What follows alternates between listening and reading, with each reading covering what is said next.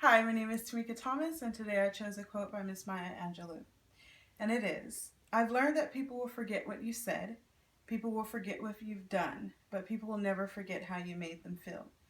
Miss Angelou was an extraordinary woman who was gifted with wordplay. Yet, out of the many quotes she gave us, this one in particular rings so true in my life on both spectrums of who I want to be for myself and who I want to be to others. When I met my husband, I was admittedly not in a good place emotionally. I was fresh out of a really bad, verbally abusive relationship that I held on to for far too long. When I finally garnered the strength to let go, I went through a very selfish stage. A stage that I only thought about myself, and honestly, I could care less about what anyone else thought of how I was and the decisions I was making. You see, in some way, I felt like I was entitled to be this way, that somehow, given my past experiences, I had earned the privilege to be this way with someone else. Ridiculous assumption, yes. But as horrible as I was still blessed with a lesson to learn. I met my husband at a Starbucks for our first date and immediately looked at him up and down, judging him.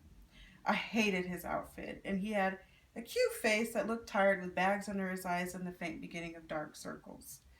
We sat, chatted for a while over coffee and hot chocolate, and then I commenced to drag him to a boring writing seminar where 5 minutes in he began snoring with his mouth wide open.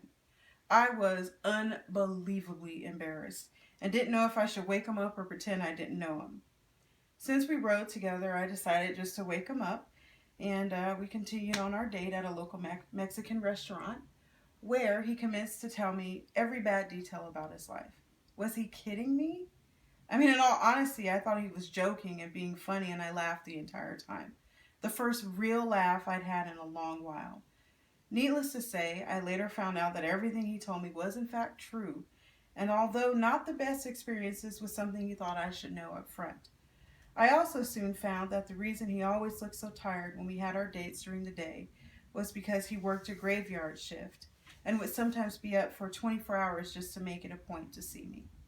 From that first day, I'd forgotten verbatim what he said and what he did in Starbucks, the seminar and Mexican restaurant, but I haven't forgot how he made me feel. I won't forget that he made me laugh and forget about how miserable I was over all those years lost in a bad relationship.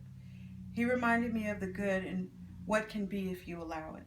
To this day, I don't take for granted the things he does and says and continue to make me feel this way, and I hope that he has rubbed off on me and that I envelop this memorable quote in my daily lifelong interaction.